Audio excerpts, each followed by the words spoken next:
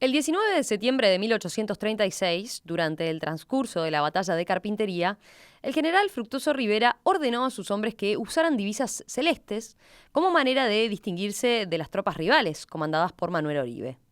Pero, como se desteñían, los cambiaron por el forro de los ponchos, de color rojo. Esa fue la primera vez que se usó la divisa colorada y la génesis de uno de los partidos políticos más relevantes de la historia uruguaya.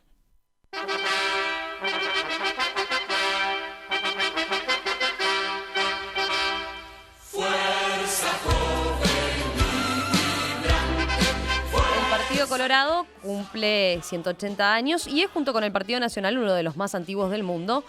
Fue gobierno, además, durante la mayor parte de la vida del país.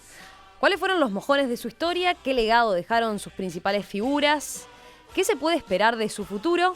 Hoy intentaremos contestar estas preguntas con un hombre de larga trayectoria dentro del partido, quien fue diputado, senador y vicepresidente en la última administración de esta fuerza y autor además del libro Las Raíces Coloradas.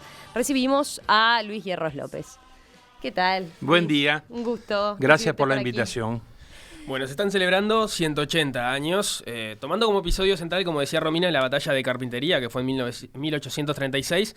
Si bien en realidad el primer gobierno de Rivera había comenzado 6 años antes. ¿Dónde ubicaría usted la génesis Es un proceso de fundación, porque si en 1836 ambas divisas, no eran partidos, divisas, bandos, en el buen sentido del término, van a la batalla, quiere decir que se estaban organizando desde tiempo antes. El historiador Bauzá, por ejemplo, en 1881 firmó un documento que fija la fundación del partido en 1832, cuando Rivera era presidente y cuando tiene que enfrentar la revuelta de Lavalleja. Pero a su vez hay quienes interpretamos que desde que don Frutos resolvió quedarse en el Pago en 1820 y, desoyendo una solicitud de Artigas para irse juntos a Entre Ríos, una decisión muy polémica que ha sido muy criticada a Rivera, pero que es fundacional, en doble sentido, fundacional de lo que luego es el país independiente, porque Rivera es sin duda el primer héroe independiente del país. Artigas es la nación, digamos, pero Rivera es el que forja el país como lo conocemos, pero a la vez, al quedarse, empieza a buscar las lealtades, los apoyos, las multitudes, que son los que empiezan a formar desde ese año 1820 al Partido Colorado. O sea que es un largo proceso de fundación que, si bien se manifiesta en el 36, viene de mucho antes. Uh-huh. Recordemos cómo se llegó a esta batalla de Carpintería. Bueno, Rivera había sido el primer presidente constitucional y claramente era el héroe de la independencia. Se había asociado con los brasileños, después los combatió, los venció en batalla y generó, a través de la invasión de las Misiones, la situación política en 1828 para que el Uruguay fuera un país independiente. Era totalmente razonable y justo que Rivera fuera el primer presidente constitucional. Sin embargo, Lavalleja le hace 3 o 4 revoluciones promovidas por Buenos Aires. Aquí no hay un juicio de valor de que Lavalleja u Oribe estuvieran, a disposición de Buenos Aires. Es un hecho histórico. Eran 2 concepciones platenses, digamos. Una concepción de independencia claramente identificada en Rivera. Rivera es el único que pelea con todos. Esto no lo digo yo, lo dice un historiador blanco, Lincoln Maistegui Casas. Dice, Rivera peleó con Artigas contra los españoles, peleó contra los porteños, peleó contra los lusitanos, contra los brasileños. En cambio, Oribe y Lavalleja tenían otra concepción. Uh-huh. Esas revueltas, significaron que la primera administración constitucional del país fuera muy, muy, muy complicada, porque era un país inestable, con una constitución hipotética, donde lo que valía más era la comandancia de la campaña que Rivera quería mantener. Y justamente este es el factor de la revuelta. En el gobierno de Oribe le retira a Rivera el mando de la comandancia de la campaña. Y claro, después de la primera presidencia de Rivera, viene Oribe. Y ahí es donde se da como una especie de revisionismo, ¿no? De la primera administración de Rivera. Y cosa que Rivera no admite. Y además hay claramente una interferencia del gobierno de Buenos Aires para dividir a las tropas orientales. Era muy claro que, bueno, ya con la influencia de Rosas quería quedarse con el Uruguay, así como quería quedarse con el Paraguay. Sobre esto no hay discusión histórica posible. Entonces, lo que Rivera representa es la encarnación del Uruguay como nación independiente, y eso es lo que hace que, bueno, se termine en esa batalla de Carpintería, que fue el inicio, digamos, el prólogo de la famosa Guerra Grande que durante tantos años después dividió a los orientales. ¿Cuál es el mayor legado de Rivera? Pensando en algunos aspectos que usted señalaba, por ejemplo, ha sido acusado de traidor a la causa artiguista. Es el más artiguista de todos. Él pacta con Lecor a costa de que Lecor mantenga el reglamento de tierras del año 15 de Artigas. El reparto de tierras para los más débiles, en favor de los más débiles. Artigas prefería a Rivera, pero además Rivera es el más artiguista de todos. Y es el que tuvo una posición más independiente respecto a Buenos Aires. Y pese a que su administración a veces es criticada porque, bueno, las cuentas públicas no eran muy prolijas, en una época de guerra, ¿verdad?, y de inestabilidad política, Rivera tuvo dos... sí, se le acusaba de tener una manera de administrar y confundir la cosa pública con la privada, ¿no? Sin embargo, en un momento sus que el Estado cuentas estaba personales naciendo. eran muy claras, incluso después hubo investigaciones contra él que dejaron claro que sus cuentas eran muy claras y que lo que estaban mal eran las finanzas públicas porque era un país en guerra, ¿no? Pero en todo caso, Rivera deja dos legados que me parecen principalísimos para la República. Uno es la libertad política, que él defendió siempre, porque la defiende, y esto es lo principal, a través de la libertad de prensa. En plena guerra, él hace un decreto que dice que está garantizada la libertad de prensa, incluso para criticarlo a él, y que si hay quien quiera criticarlo, que lo haga, que no va a recibir ninguna pena ni ninguna severidad del Estado. Lo que me parece que para un país naciente, una constitución naciente, es un legado político formidable que no hemos valorado mucho. Rivera era el hijo auténtico de la Revolución de 1811. Era el tipo que tenía el sentido más liberal. Oribe, en cambio, tiene un sentido restaurador. Después de la Revolución del 11 hay un intento de restauración que Rosas representa claramente, de imponer el orden, de imponer la ley, de imponer el peso de la administración. Oribe era claramente mucho más un militar que un político. Y Don Frutos era el caudillo. Era el que, la gente lo seguía, la gente pedía por él. Y este nacimiento popular del Partido Colorado yo creo que es de enorme importancia. Y el segundo asunto que es muy claro es el sentido del deber. Cuando Rivera se queda acá en 1820, lo hace porque tiene un proyecto y lo quiere servir. Y él sabe que va a ser mal interpretado por algunos sectores de la sociedad. Su vinculación precisamente con los lusitanos y luego brasileños, él sabe que va a pagar un costo político por eso. Pero este sentido del deber que luego, sociólogos y moralistas lo han llamado la ética de la responsabilidad, es una línea que cruza la historia del Partido Colorado desde 1820, digamos así, hasta el año 2005, porque los gobernantes colorados siempre han prevalecido el cumplimiento del deber y la ética de la responsabilidad frente a los factores de la opinión pública, a veces sabiendo que iban a contramano de la opinión pública, pero leales a lo que ellos entendían que había que cumplir y había que resolver. Esto nos pasó siempre, nos ha pasado con la transición democrática y las amnistías, le pasó al presidente Valle en la crisis del año 2002 y le pasaba a Rivera cuando se quedó prácticamente solo a defender el terruño, prácticamente solo. En contra de Buenos Aires, Artigas ausente, solo con la gente y diciendo, este es mi camino y aquí estoy. Y yo creo que esa actitud fundacional de Don Frutos ha sido lo que ha marcado la historia del Partido Colorado a lo largo de casi 2 siglos. Uh-huh. Tengo un mensaje de un oyente, por ejemplo, que dice, decir que Fructuoso Rivera fue el más artiguista no es acertado, y menciona una de las críticas que se le hace, ¿no? Exterminó a los nativos, entre otras atrocidades. No es así, no es así. Hubo un enfrentamiento con bandas de charrúas y grupos de bandoleros, pero que no es un genocidio como ha querido verse. Por el contrario, en Salsipuedes, según el parte oficial de Artigas, mueren 40 indígenas, pero 300 de ellos son tomados prisioneros. Claramente no es un genocidio, porque además Rivera no tenía prejuicios raciales o sociales, por el contrario. Era un hombre muy integrado a la comunidad. Sí, algunas de las cuestiones que se le achacan de todos modos es que en ese episodio lleva a indígenas, incluso con los que había participado en algunas de las campañas militares anteriores, con los que había combatido eso es junto leyenda, a ellos. ¿no? Todavía una leyenda de que los traiciona. Es un enfrentamiento armado, que viene de mucho antes. El abuelo de Artigas ya peleaba contra los charrúas y los bandoleros para poner orden en la campaña. Lavalleja lo hizo antes que Rivera. Quiere decir que la propia creación del cuerpo de blandengues tiene que ver con todo este hecho de ordenar la campaña. Así como los guaraníes se habían venido integrando a la sociedad criolla, los charrúas no.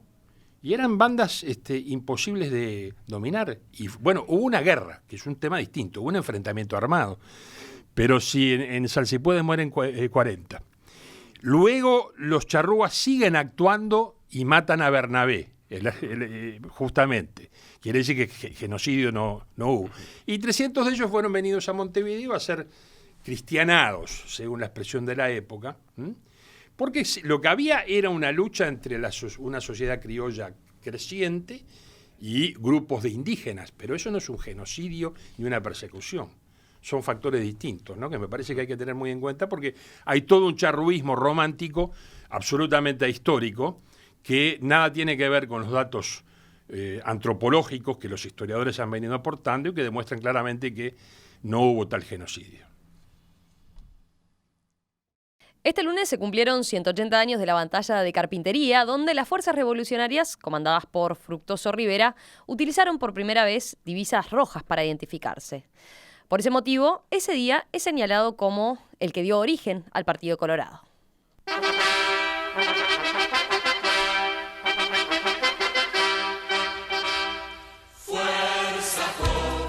En el marco de las celebraciones por el aniversario de esta fuerza política, hoy en la entrevista central estamos conversando con Luis Hierro López, un hombre de larga trayectoria dentro del partido, estudioso de su historia y ex vicepresidente de la República por esa colectividad.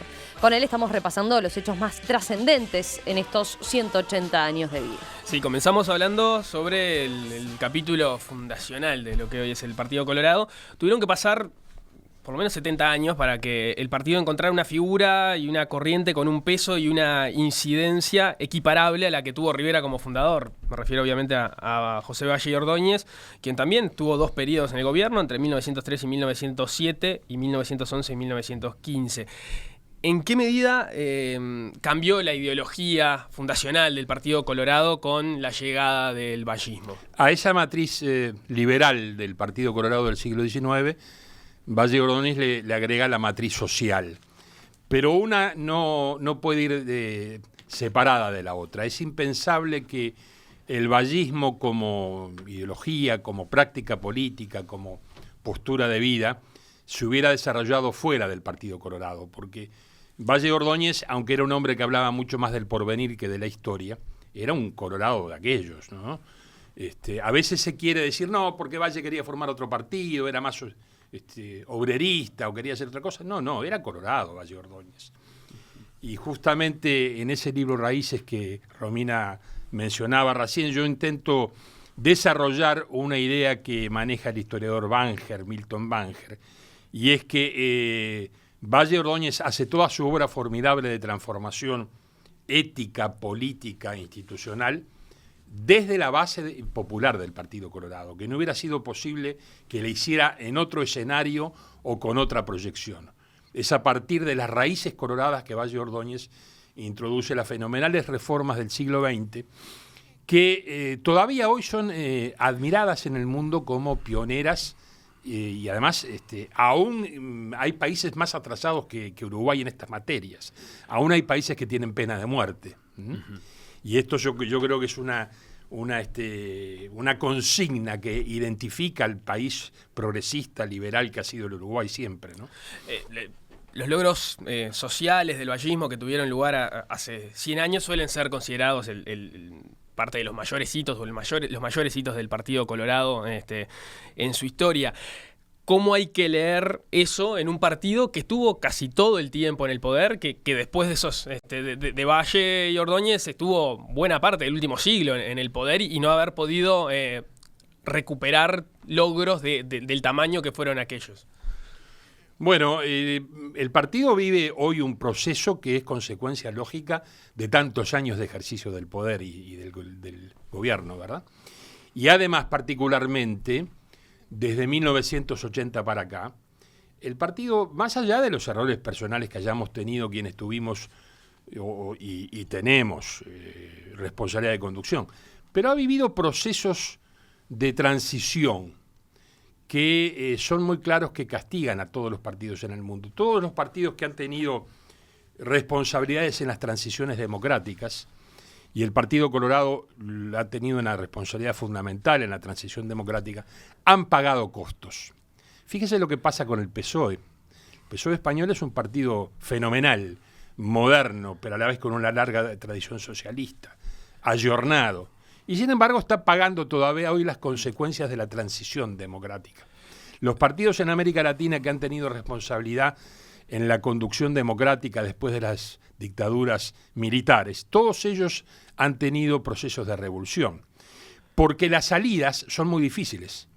Las amnistías, que es el cumplimiento de esa ética de la responsabilidad y del sentido del deber que tienen los gobiernos que quieren pacificar los países, pagan costos políticos, porque una cuarta parte de la sociedad queda disgustada de un lado y una cuarta parte de la sociedad queda disgustada del otro.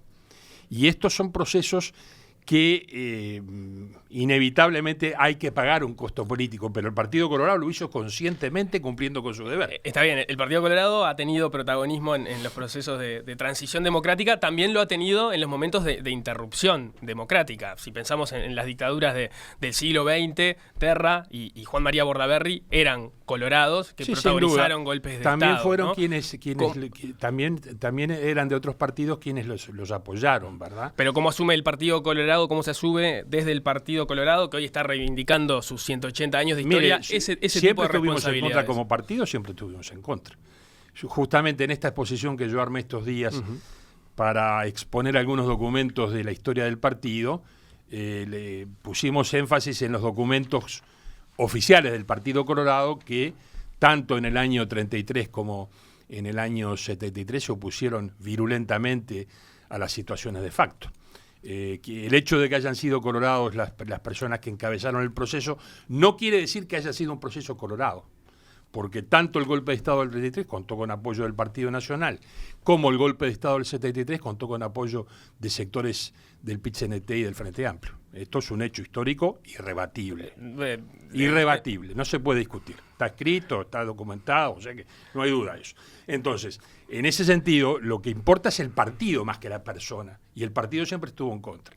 Y lo fundamental, tanto en la salida del militarismo histórico de los años 80 del siglo pasado, con Julio Herrera y Oves a la cabeza, como en el año 38 con las fuerzas que apoyaron a Valdomir, con el golpe bueno del 40 y pico, y básicamente con la salida institucional del año 80 que manejan Jorge Valle, Sanguinetti y Tarigo como cara visible. Lo importante es que a la salida institucional del Partido Colorado siempre estuvo fuerte y estuvo en la vanguardia de la democracia y la libertad. Y esto yo creo que es el juicio histórico que hay que hacer. No que fulano o mengano, los iniciales dictadores fueron colorados, que lo eran, no tengo duda, pero nunca actuaron en nombre del Partido Colorado, lo actuaron traicionando a su colectividad. Y esto me parece que es lo más importante. El Partido Colorado también estaba en el poder en otro periodo crítico, ¿no?, de lo que podía ser la historia reciente, que fue la crisis económica y financiera del 2002, ¿no? Usted en aquel momento era vicepresidente de la República. ¿Fue un quiebre en la historia del partido? No. Crisis ha habido muchas y quizás las vuelva a ver. Espero que no tan fuertes como aquella. Fueron años muy difíciles. En los que además los protagonistas principales, no sé si se notaban en la visión pública, pero dejamos el alma en la cancha. para tratar de evitar consecuencias peores, porque muchas veces a los gobiernos se les juzga por lo que hacen. Este gobierno construyó tantas viviendas. Hay un bien imperceptible y es lo que los gobiernos evitan ante situaciones internacionales tan influyentes como estas. Y tanto el presidente Valle, como quien les habla, como el equipo económico, lo que queríamos era evitar males peores aún, sabiendo que estábamos muy mal y que la gente iba a perder un 30% de sus ingresos, o de sus ahorros, o de sus propiedades, y que iba a perder el trabajo, sabiendo eso, pero el esfuerzo era para impedir aún más que la crisis golpeara más duramente.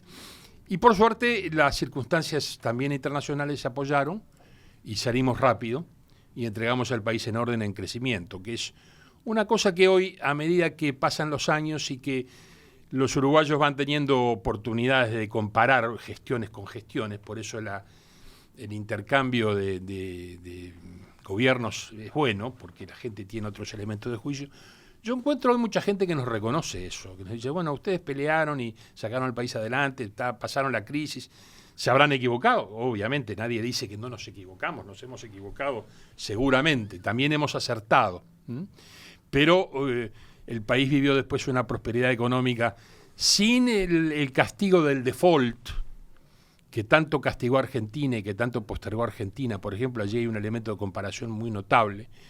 El esfuerzo del gobierno fue para no entrar en default. Había desde el Fondo Monetario a líderes nacionales que nos pedían entrar al default y el gobierno se empeñó en no entrar en el default porque eso castigaba a las generaciones futuras del país. Y el país salió y, bueno, por suerte después tuvo un proceso de crecimiento económico muy importante. Sí, la crisis financiera coincidió entonces con la debacle electoral del partido, una crisis política de la cual todavía no se ha recuperado, por lo menos desde el punto de vista electoral. ¿Cómo se termina explicando ese proceso, el actual momento del Partido Colorado? Bueno, mire, en contra de las previsiones y de las encuestas, yo veo al Partido Colorado con un alto grado de vitalidad. Vitalidad ideológica, vitalidad conceptual. Y como creo mucho en la fuerza de los partidos políticos, yo me formé en esa corriente, bueno, que elogia lo que los partidos han hecho en beneficio, los partidos todos, ¿no? En beneficio del país. El Partido Colorado, con esa historia, no es un partido que está en sus finales. Por el contrario, el Partido Colorado tiene mucho para dar para el país en el debate de las ideas, en la orientación de las ideas, en visualizar el futuro, en pensar en términos nuevos, en ver cómo hacemos para que el país sea más competitivo en su producción, para que sea más moderno en su enseñanza, para que eduque a la forma para un país del futuro en el cual la robótica nos puede sacar la mitad por ciento de la mano de obra en 10 o 15 años. ¿Quién está pensando en eso en el Uruguay? ¿Quién está diciendo que la robótica puede liquidar la mitad de la mano de obra uruguaya y que tenemos que cambiar radicalmente nuestra mentalidad para que los uruguayos dentro de 10 o 15 años no sean desocupados, inútiles o parias de la sociedad o que ni piensan ni trabajan? Bueno, este es el tema del país. ¿Usted? Y en esto es donde el Partido Colorado tiene cosas para aportar y para refrescar. Y en este sentido yo creo que más allá de la coyuntura electoral, que puede no ser buena, la coyuntura ética e ideológica del Partido Colorado es muy fuerte, es muy vigorosa, y ese partido tiene un destino muy, muy importante. Usted ha comparado, quizás por obviamente su especialización en los temas históricos, ha comparado la crisis que vive actualmente el Partido Colorado desde el punto de vista electoral con lo que han sido otros sacudones a lo largo de la historia, ¿no?, para el partido. Sí, hemos tenido claramente cuando... por ejemplo, Valle y Ordóñez perdió la elección constituyente del año 16. Los colorados que la acompañaban sostenían que era la peor derrota electoral y política que el Partido Colorado iba a tener en su historia. Y don Pepe, que era un hombre empecinado y político, y que tenía la habilidad de buscar los acuerdos, no para transar en las ideas, sino para procurar posiciones electorales más fuertes, bueno, empezó a transar con los blancos reformó la Constitución y logró nada menos a partir de su derrota que la separación de la Iglesia y del Estado, que era un principio cardinal en la propuesta. Entonces, nuestra historia demuestra es que tropezones hemos tenido y siempre nos hemos levantado. Entonces, bueno, ahora estamos en un tropezón un poco importante, pero en todo caso, me parece claro que un partido con 180 años de historia o más, que representa valores éticos, ideológicos, sociales en el Uruguay. Habrá gente que está en contra de lo que representamos, pero que representamos la libertad, que representamos la igualdad, que representamos el sentido del respeto a la laicidad. Bueno, representamos una cantidad de valores que otros partidos representan menos porque ponen énfasis en otras cuestiones. Eso está vigente en la sociedad contemporánea, que es una sociedad muy light, muy no sé qué, bueno, aparecen otros candidatos, aparecen otras propuestas, y está bien que la sociedad sea así, pero los valores siguen siendo verticales en la organización del Uruguay. Y bueno, alguien dirá, esto es una propuesta conservadora o restauradora. Creo que después de la sociedad light que estamos viviendo, de la selfie, ¿verdad? Yo decía el otro día, los partidos no somos una selfie. Los partidos somos historias, somos ideas, somos culturas. Después de la selfie van a venir otra vez los valores. Y la sociedad va a reclamar la restauración de los valores, y en eso el Partido Colorado tiene mucho que dar y que decir. Pero hay candidatos o hay sectores que encarnan esa cultura de la selfie, dice usted, actualmente en el sistema político uruguayo. Sí, bueno, es una... Digo, alcanza con ver cómo vivimos y cómo viven sobre todo los muchachos más jóvenes, para darnos cuenta que la selfie es una actitud cultural que se ha instalado en la sociedad. Y por lo tanto habrá candidatos que representen la selfie, ¿verdad? Y me parece muy bien. No es que yo esté en contra de la selfie, digo que por el contrario, también las uso. Pero en todo caso, no me parece que alcance con decir, bueno, yo soy lindo y bonito, vótenme. Mire, soy lindo y bonito, pero además represento estas ideas y tengo estas propuestas. Y voy a hacer esto. No creo que estemos viviendo un proceso tan de retroceso y de involución como para que la gente vaya a votar solamente por una imagen de espuma que se forma en algún momento de la contienda pública. Para terminar, le consulto, usted en algún momento ha dicho que uno de los caminos para recuperar de alguna forma al Partido Colorado es que recupere su ala más vallista, ¿no? Su parte más de centroizquierda o socialdemócrata. Y hay quienes dicen hoy en día que las verdaderas ideas del vallismo, quien mejor las representa es el Frente Amplio, ¿no? El Frente se ha venido apoderando con buen resultado electoral y con eficacia de banderas que andaban sueltas, ¿verdad? Pero hay diferencias muy grandes.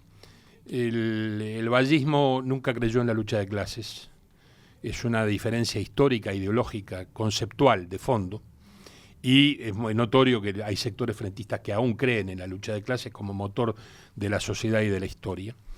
Esto lleva a que haya sectores del Frente que todavía se embanderan con expresiones de división social y de odio, que no creen en la conciliación del capital y del trabajo. El vallismo cree especialmente en la conciliación del capital y del trabajo. Y por lo tanto aquí hay yo diría, una cruz de los caminos que nos diferencia. Entonces, el Frente podrá invocar a Selmar Michelini o a Álvaro Bayo, tiene derecho a hacerlo, nosotros también.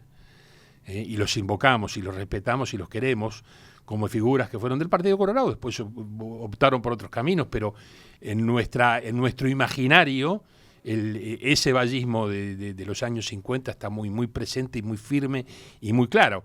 Y ese vallismo de los años 50 no creía en ninguna de las confrontaciones que dividan a la sociedad.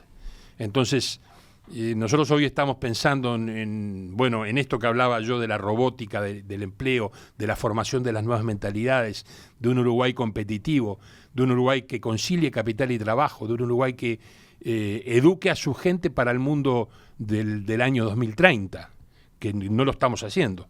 Y eso se hace con una concepción integradora que el vallismo tiene y que el frentismo no tiene. Luis Hierro López, gracias, ha sido un No, gusto a ustedes. estar por aquí. No lo estamos escuchando ver ahora. Agradezco Ahora sí. mucho la oportunidad que me han dado. Gracias y bueno, volvemos a invitarlo en cualquier momento. ¿Cómo no?